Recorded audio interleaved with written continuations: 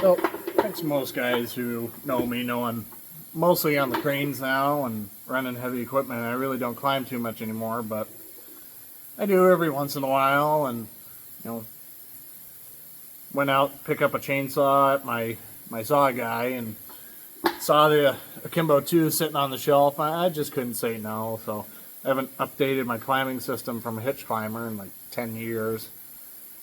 So I figure, what the hell? Why not? May as well give it a shot and mess around with it a little bit. When I do climb, I like to be comfortable and have it kind of easy. But something I learned a long time ago: before you go up, just do a quick gear check. Don't be anal like the fucking Europeans and take half an hour to do it. 5 minutes, you can cover everything you need to do.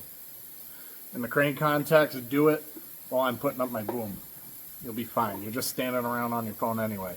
Let's do a quick gear check, and I know something interesting about my rope. So this is a ½ inch. I don't know what the metric is. Do your own math. 16 strand safety blue. Right? See how flat that splice is at the top?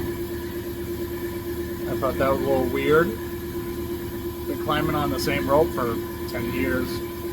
Switched it up a little bit. Static line for SRT, but mostly it's all on this rope. Not this exact rope, but safety blue. So I go down it a little bit. If you can see that through all the dog hair. How flat that is. See how round that is? Splice is way over here. Yeah. Look how flat that is. It's a core pulled. So I cut it out. And of course, 3 feet away from the splice end, it's where you stand on spars. But 3 feet away from the splice end, or not even, I guess that's 3 feet. So, gotta cut your splice, run an anchor bend until you get a new rope. Not a big deal, especially not for me. Figured I'd do a little dissection. Can't get in there. Safety blue core. Let's see what pulls out of it. I betcha, whoops, this core separated. It's kind of weird that it came out like that anyway. Look at that.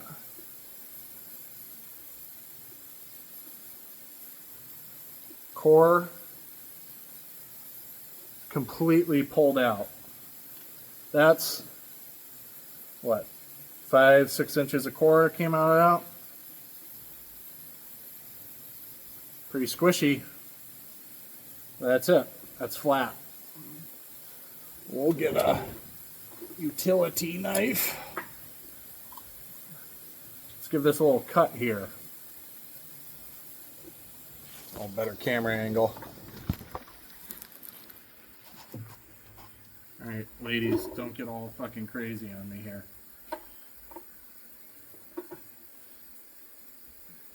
Now remember, cut towards yourself.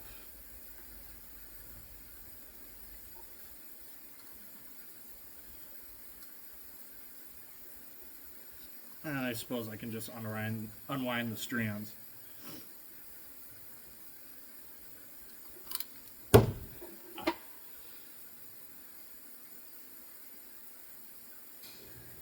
If I think of it, I'll just speed this up.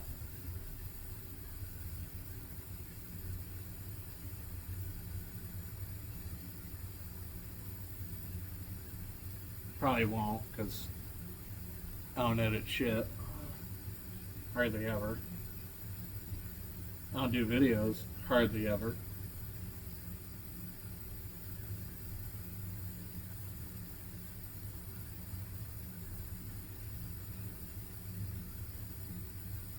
Well, may be hard for you to see it, but I can see way down in there.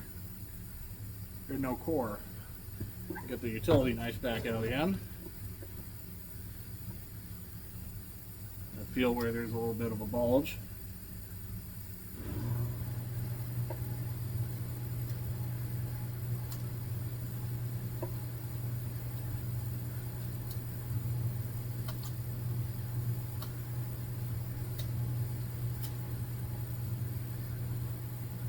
if you know what safety blue is, there's no safety blue in there. And still, no core. It starts getting a little fatter up here. See about that.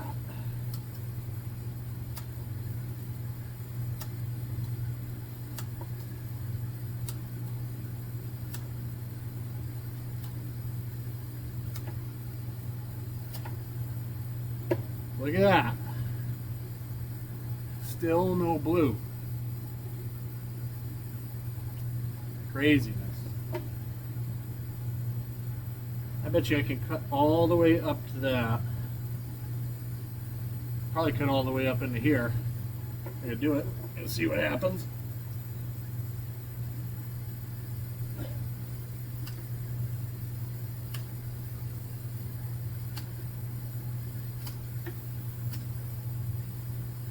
Yeah.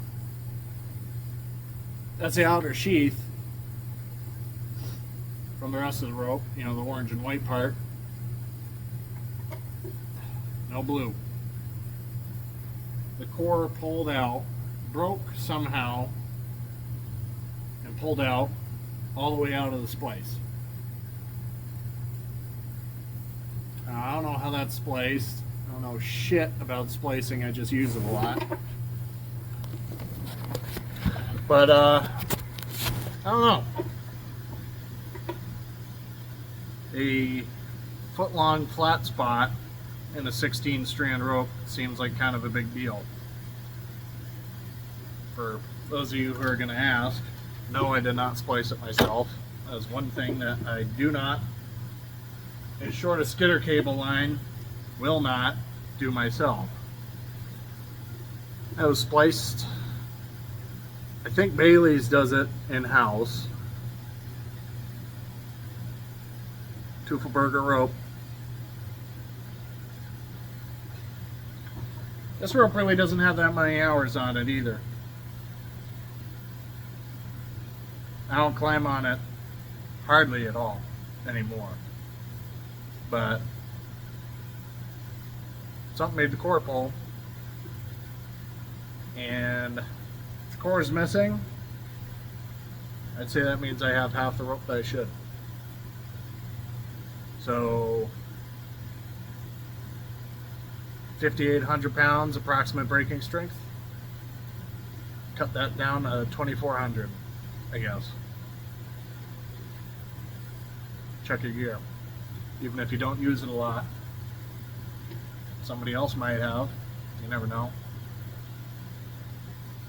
Check your gear.